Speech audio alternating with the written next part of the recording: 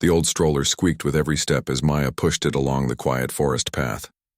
The sound made her wince because she was afraid it might wake up her twin babies.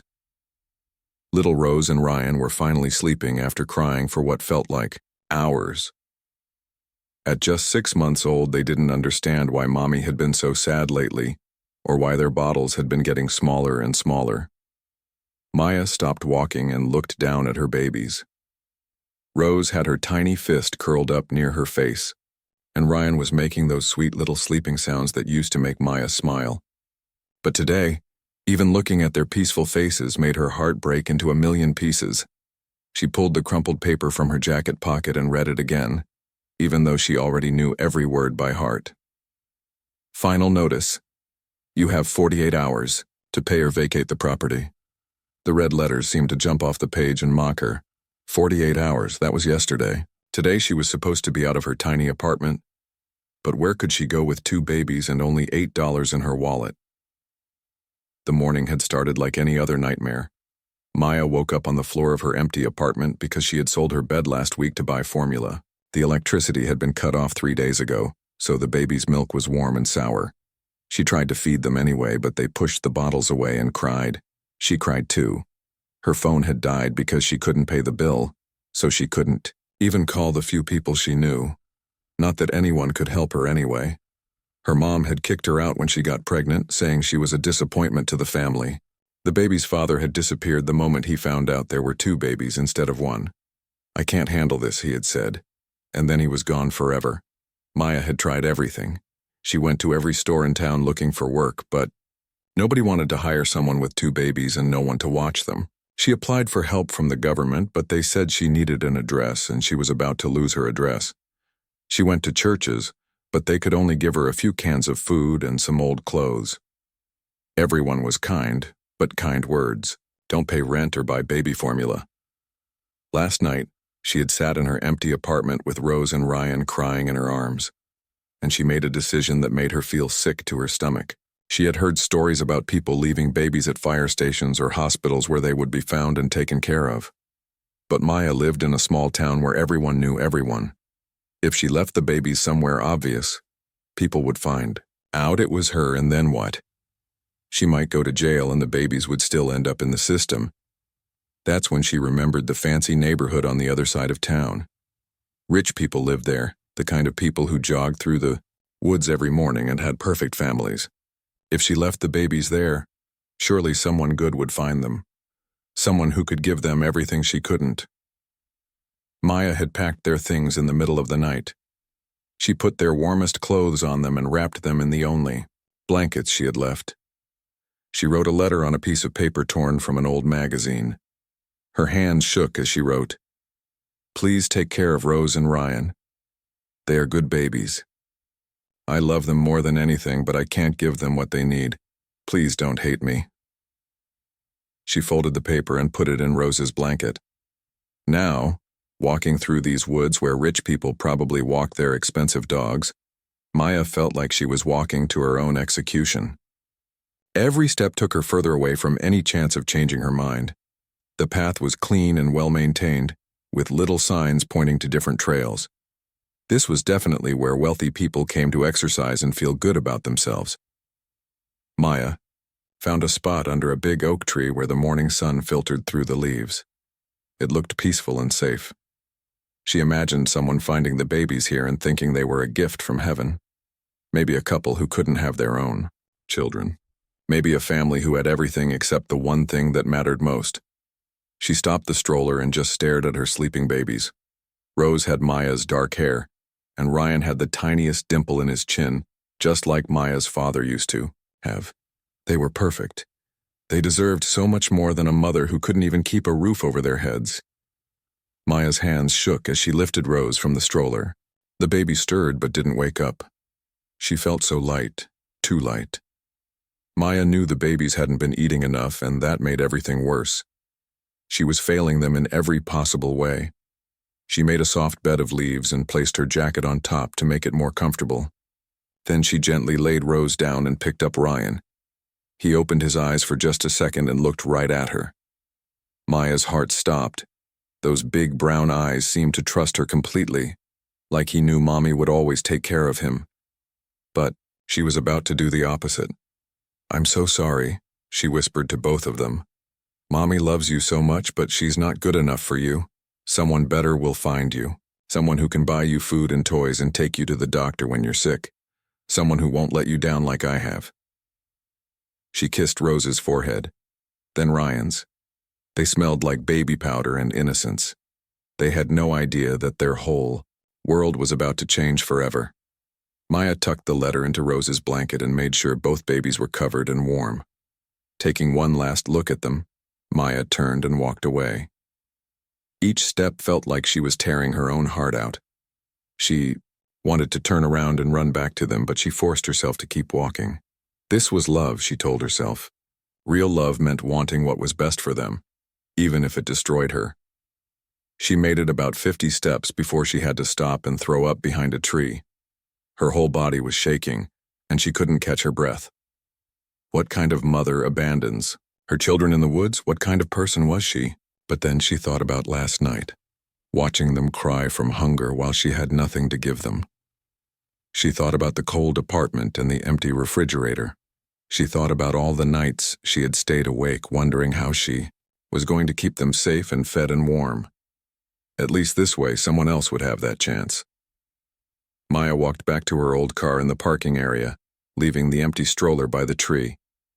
She couldn't bear to take it with her, and maybe whoever found the babies would need it. Her car was almost out of gas, but she didn't need to go far. She just needed to get far enough away that she wouldn't be tempted to go back. Sitting in her car, Maya felt completely empty inside. She had just given away the only two things in the world that mattered to her. But somewhere deep down, she hoped that maybe, just maybe, this terrible thing she had done would turn out to be the best thing that ever happened to Rose and Ryan. She had no idea that someone had been watching the whole time, and that her story was about to take a turn she never could have imagined. David Chen had been running these same trails for 5 years, but today something felt different. Maybe it was because he couldn't sleep again last night, thinking about the board meeting where investors questioned every decision he made. Or maybe it was because he had spent another evening alone in his huge penthouse, eating takeout and wondering what the point of all his success really was.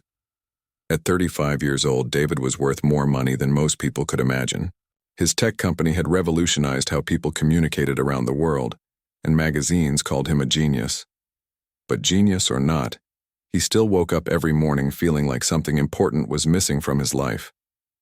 Running helped clear his head. Out here in the woods, away from phones and meetings and people wanting things from him, David could just be himself. Not the CEO who had to make tough decisions every day. Not the guy whose face was on the cover of business magazines. Just a man trying to figure out what really mattered. His running shoes hit the dirt path in a steady rhythm. Left, right, left, right. The sound was almost like meditation. David had learned to love these quiet morning hours before the rest of the world woke up and started demanding his attention. He was thinking about his childhood when he saw her. A young woman pushing a double stroller along the path ahead of him. That was unusual. Most people who came to these trails were joggers or dog walkers. Families with babies usually stuck to the paved paths in the main park, not these secluded hiking trails. David slowed down and stayed back, not wanting to startle her. She looked upset about something. Even from a distance, he could see her shoulders shaking like she was crying. As someone who had spent years reading people in business meetings, David had gotten good at noticing when something was wrong. The woman stopped under a big oak tree. David ducked behind some bushes, feeling a little foolish, but somehow knowing he needed to see what was happening. Something about the whole situation felt important, though he couldn't explain why. What he saw next made his blood run cold. The woman was lifting babies out of the stroller. 2 tiny babies. She was being so gentle with them, like they were made of glass. But why was she taking them out here in the middle of nowhere? David watched as she made what looked like a little bed out of leaves and her own jacket. Then she placed both babies on it, kissing each one on the forehead. She was definitely crying now. David could hear her whispering something, but he was too far away to make out the words. Then she did something that made David's heart stop. She stood up, looked at the babies one more time, and started walking away. She was leaving them there. Two helpless babies, alone in the woods. Every instinct told David to rush over and grab the babies, make sure they were safe. But something else told him to wait. This wasn't some random act of cruelty.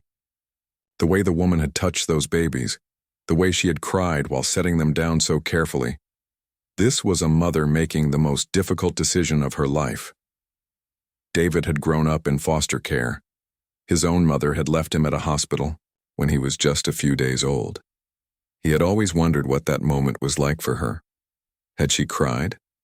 Had she kissed him goodbye? Had she hoped someone better would find him and give him the life she couldn't provide? Now, watching this scene unfold in front of him, David felt like he was seeing his own story from a different angle. This wasn't a mother who didn't love her children.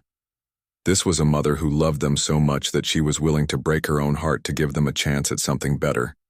The woman was walking faster now, almost running. David could see her stopping every few steps like she was fighting the urge to turn around and go back. Part of him wanted to call out to her, to tell her to wait, but he held back. He needed to understand what was really happening here.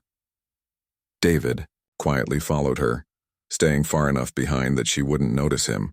His business success had come partly from his ability to gather all the facts before making important decisions, and right now, his gut was telling him this was the most important decision he might ever make. The woman reached the parking area and got into an old car that looked like it had seen better days.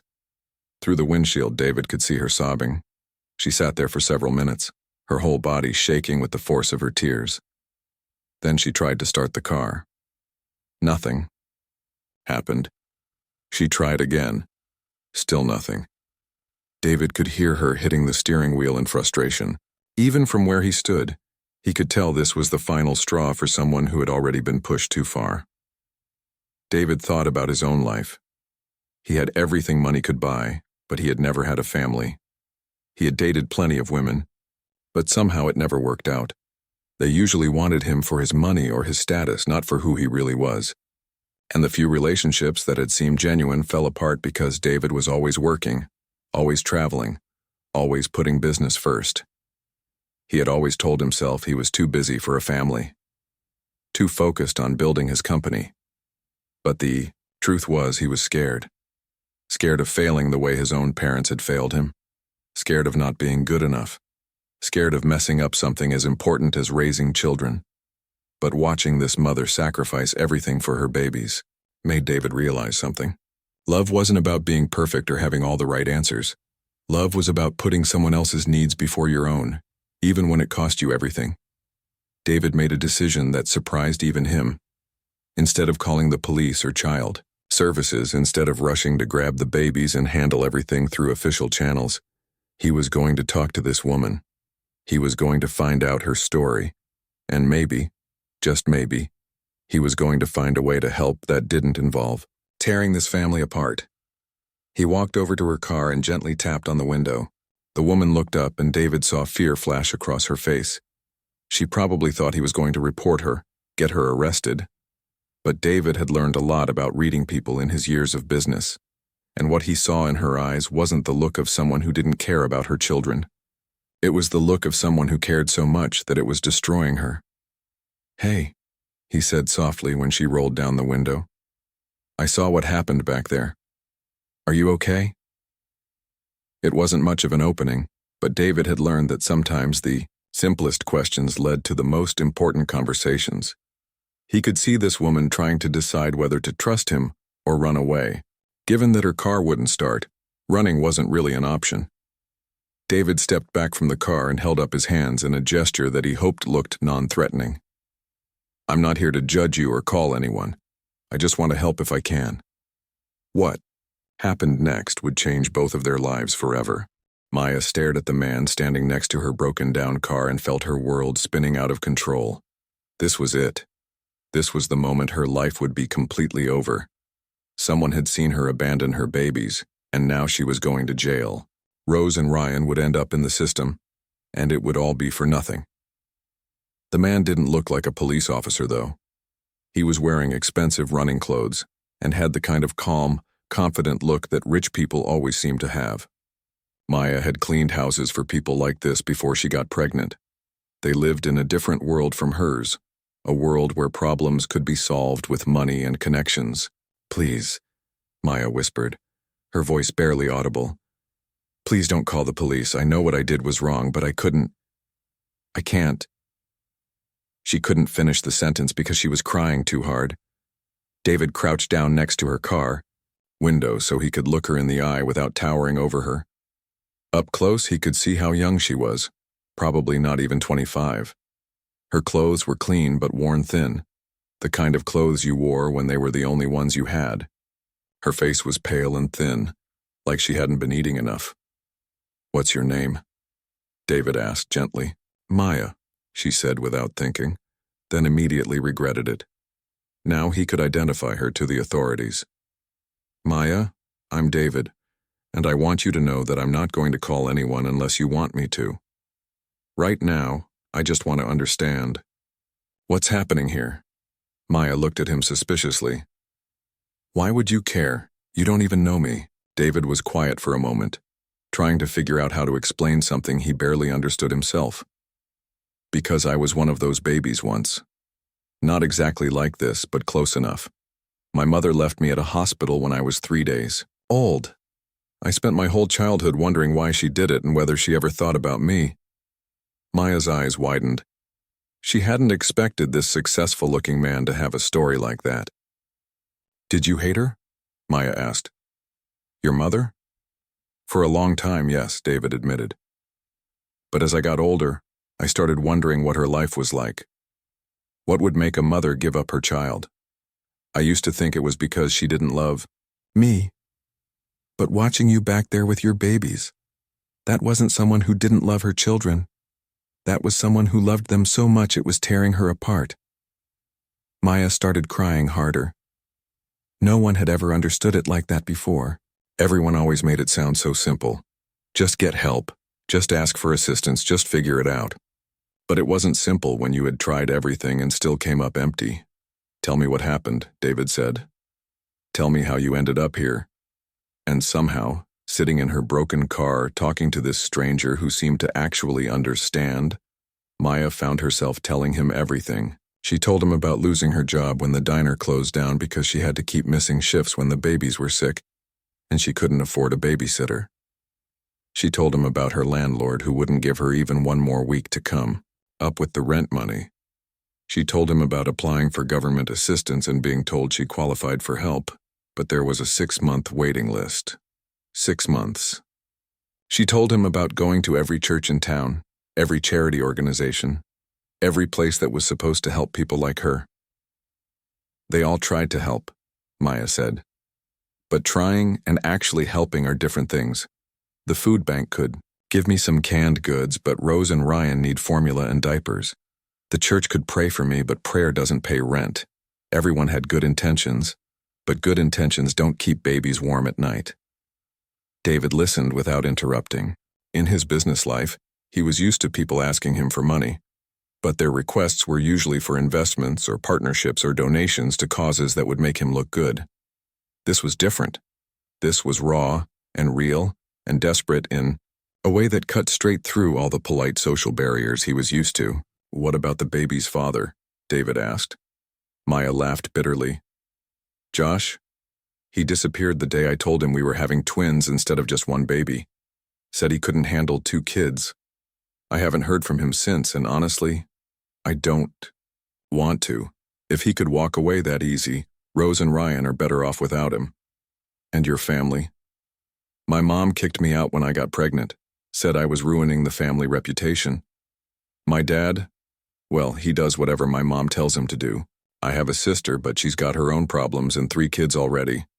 David felt something he hadn't experienced in years, genuine anger on behalf of someone else.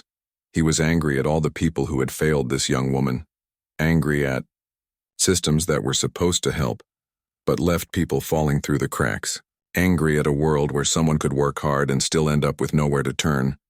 But anger wouldn't help Maya or her babies. David had learned long ago that anger was useless unless you channeled it into action. "Maya," he said carefully, "what if I told you there was another way? What if you didn't have to choose between keeping your babies and keeping them safe? Maya looked at him like he was speaking a foreign language.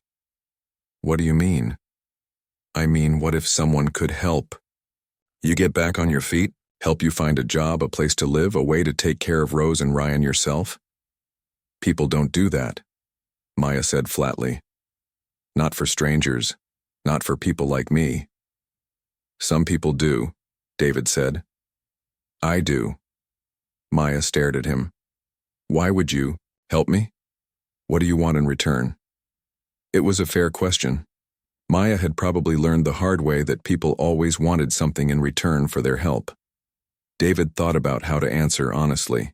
I want to see what would have happened if someone had helped my mother instead of just taking me away from her, David said. I want to know if families can be saved instead of just broken apart and put back together differently. Maya was quiet. For a long time, David could practically see her brain working, trying to figure out if this was real or if there was some catch she wasn't seeing. What kind of help? She asked finally. A job, a place to live, help with childcare while you get back on your feet, whatever it takes. And what do you get out of it? David smiled for the first time since this whole conversation started. Maybe I get to see those babies grow up with their real mother, instead of wondering what their life would have been like if things had been different. Maya looked back toward the woods where Rose and Ryan were still sleeping under the oak tree. They're probably scared by now or cold. I need to go get them. Yes, David said, standing up. You do. But this time you don't have to leave them. This time you get to take them home. Maya got out of her car on shaky legs, hardly daring to believe that this conversation was really happening. As they walked back toward the woods together, she couldn't help but wonder if she was dreaming, or if maybe sometimes miracles really did happen to people like her. Walking back to the oak tree felt like the longest walk of Maya's life. Every step made her heart beat faster. What if Rose and Ryan had woken up and were crying? What if they were cold or scared? What if some animal had come near them while she was gone? David walked beside her quietly, seeming to understand that she needed space to process everything that had just happened. Maya kept glancing at him, still not quite believing this was real. Men like him lived in a completely different world from hers. Why would he care about her problems? When they reached the tree, Maya's knees nearly gave out with relief. Both babies were still sleeping peacefully, exactly where she had left them.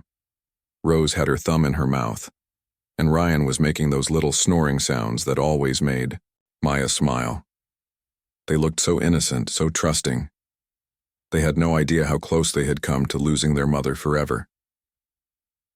Maya knelt down and gently picked up Rose, holding her close. The baby stirred and opened her eyes, looking up at Maya with that perfect baby trust that made everything else in the world disappear. I'm sorry, Maya whispered to her daughter. Mommy's so sorry. I'll never leave you again, I promise. David watched this reunion and felt something shift inside his chest. He had made a lot of business decisions in his life, but none of them had felt as right as this moment. Seeing Maya hold her daughter, seeing the pure love in her eyes, he knew he was doing the right thing. We should get them somewhere warm, David said softly. Your car won't start, but my car is just down the trail. Maya nodded, still not quite trusting herself to speak. She picked up Ryan with her other arm, and David helped gather the blankets and the letter Maya had written. He read it quickly while she wasn't looking, and the words made his throat tight with emotion. David's car was nothing like Maya had expected.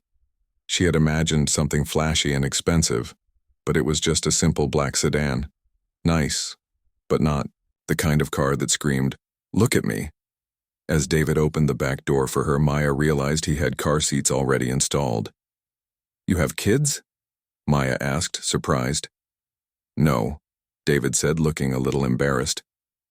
I bought those last month. I keep thinking about starting a family, but I never seem to find the right time or the right person. He paused. Maybe I was waiting for the right reason. Maya strapped Rose and Ryan into the car seats, amazed at how perfectly they fit. It was like the universe had been preparing for this moment, long before any of them knew it was coming. As they drove away from the woods, Maya felt like she was leaving one life behind and entering another. But she still had questions. A lot of questions. "Where are we going?" she asked. "My house first," David said. "The babies need to be fed and changed, and you need to rest. Then we'll figure out the next steps." "What kind of next steps?" David was quiet for a moment, thinking. "Well, you'll need a job. I can offer you a position at my company. Nothing too complicated at first, maybe administrative work while you learn the business. You'll need a place to live. I have a guest house that no one uses. And you'll need help with Rose and Ryan while you're working." Maya stared at him. "You're serious about all this?" "Completely serious. But why?" "I still don't understand why. You do this for someone you don't even know." David pulled into the driveway of a house that took Maya's breath away. It wasn't a mansion, but it was beautiful. Clean lines, big windows, and a garden that looked like something from a magazine. The guest house he had mentioned was actually bigger than the apartment Maya had just lost. "Can I tell you something?" David said, turning off the engine. "I've been successful in business, but I've never felt like I was successful at life. I work all the time, I have more money than I know what to do with, but I go home every night to an empty house. I eat dinner alone. I don't have anyone to call when something good happens or when I need advice." Maya listened, realizing that maybe rich people had their own kind of problems. "When I saw you with Rose and Ryan," David continued, "I saw something I've never had. I saw someone who loved so much that they were willing to sacrifice everything for it. That kind of love is worth more than any business deal I've ever made." "But what if this doesn't work out?" Maya asked. "What if I'm not good at the job, or what if the babies are too much trouble, or what if you change your mind?" "Then we'll figure it out," David said simply. "But I don't think that's going to happen. You want to know why? Because you're already a good mother. You proved that when you were willing to give up everything for your children's happiness. That's the hardest part of parenting, and you've already mastered it." Maya felt tears starting again, but this time they were different tears. For the first time in months, they weren't tears of desperation or fear. They were tears of hope. David showed Maya and the babies into his house, which was even more beautiful inside than outside.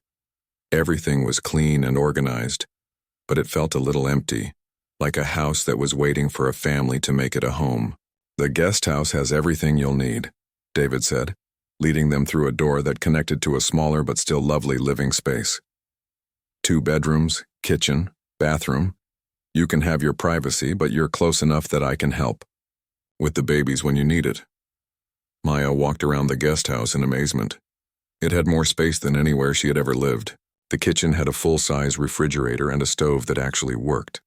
The bedrooms had real beds with clean sheets. The bathroom had hot water and towels that looked like they came from a hotel. "This is too much," Maya said. "I can't accept all this." "You're not accepting charity," David said firmly. "This is a partnership.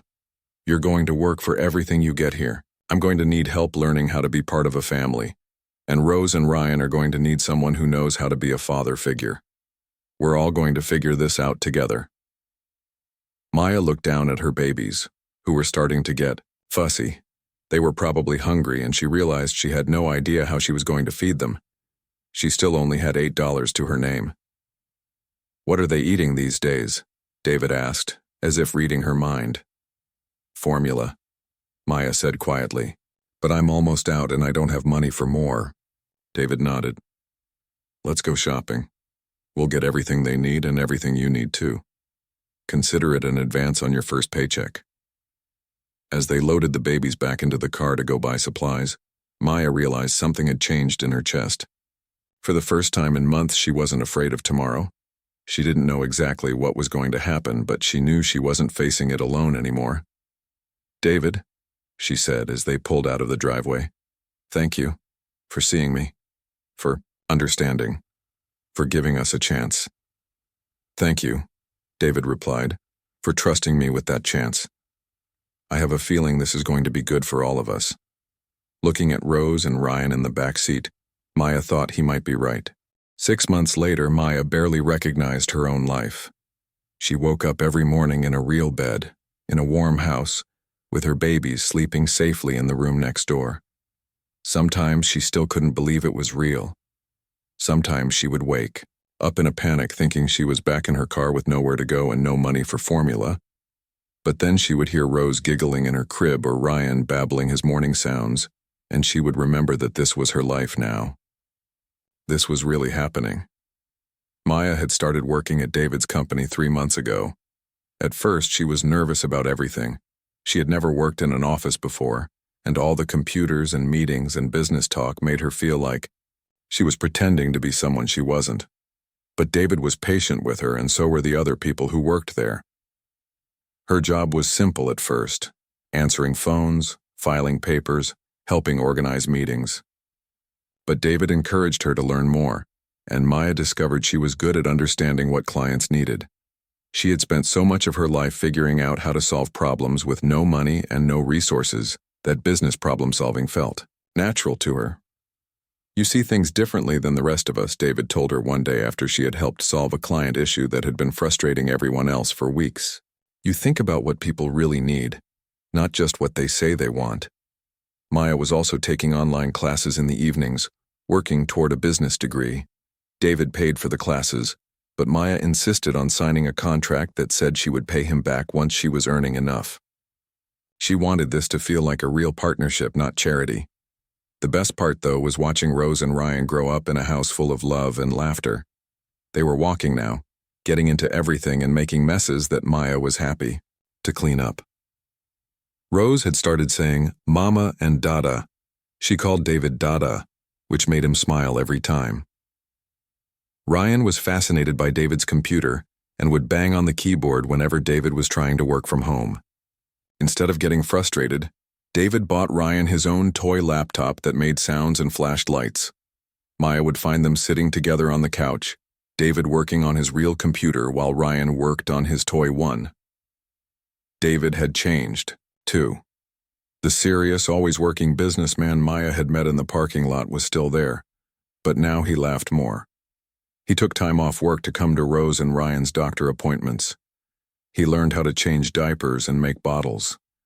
He baby-proofed his entire house without complaining once about the plastic covers on all his expensive furniture. "I never knew I could love anyone this much," David told Maya one evening as they watched the twins playing with blocks on the living room floor. "I mean, I knew I wanted a family, but I didn't understand what that would actually feel like."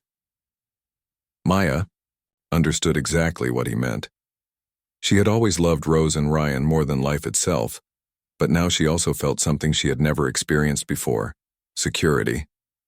The constant fear that had lived in her chest for so long was finally gone. She didn't wake up wondering how she would feed her babies or keep them warm. She could just focus on loving them and helping them grow. But the biggest change was in Maya herself. For the first time in her life, she felt like she had value beyond just being a mother. Don't get me wrong. Being Rose and Ryan's mom was still the most important thing to her, but now she also felt proud of the work she was doing, proud of the classes she was taking, proud of the person she was becoming. One day, Maya was organizing files in David's office when she came across a folder labeled Second Chances Foundation. Inside were documents about a charity David was starting. Maya read through the papers and realized this foundation was designed to help single mothers in situations exactly like hers had been. "David," Maya said that evening after the babies were asleep, "I found the folder about your foundation." David looked a little embarrassed. "I was going to tell you about that. I wanted to get everything set up first. This is because of me, isn't it? Because of what happened in the woods?" "It's because of all of us," David said. "You, me, Rose, Ryan. We proved that families don't have to be broken apart when they hit hard times. Sometimes they just need help getting back on their feet." Maya felt that familiar tightness in her throat that meant tears were coming. "I want to help. I want to work for the foundation." "Maya, you already have a job here, a good job that you're great at." "I can do both," Maya said firmly. "During the day, I'll keep working for the company, but in the evenings and on weekends, I want to help other mothers who are where I was 6 months ago. I know what it feels like to think you have no options. I know what it's like to love your children so much that you think leaving them is the only way to save them." David smiled. "I was hoping you'd say that. I can't run a foundation for single mothers without having someone who actually understands what single mothers go through." Over the next few months, Maya and David worked together to launch the Second Chances Foundation. They started small, helping one family at a time. Maya would meet with mothers who were struggling, help them figure out what kind of support they needed, and then the foundation would provide everything from job training to childcare to temporary housing. Every family was different. Some mothers needed help paying rent for just a few months while they found better jobs. Others needed job training or help getting their GED. Some needed help escaping dangerous situations. But all of them needed the same thing Maya had needed: someone to believe in them and give them a real chance to succeed. Maya's favorite part was the follow-up visits. 6 months after helping each family, she would check in to see how they were doing. Almost all of them were thriving. Children who might have ended up in foster care were growing up with their biological mothers. Families that had been on the verge of breaking apart were stronger than ever. "We're not just helping individual families," David said during one of their foundation meetings. "We're proving that the right kind of help at the right time can change everything." 1 year after that morning in the woods, Maya and David were featured in a magazine article about their foundation. The reporter asked Maya what she would say to other mothers who were facing impossible choices. "I would tell them that sometimes what feels like the end is actually the beginning," Maya said. "I would tell them that there are people in this world who understand that loving your children and being able to provide for them aren't the same thing. And I would tell them that asking for help isn't giving up. It's fighting for your family in a different way." As Maya tucked Rose and Ryan into their beds that night, she thought about how far they had all come. These weren't the same babies she had almost left in the woods. They were confident, happy toddlers who knew they were loved and safe. And she wasn't the same desperate young woman who had thought she had no other choice.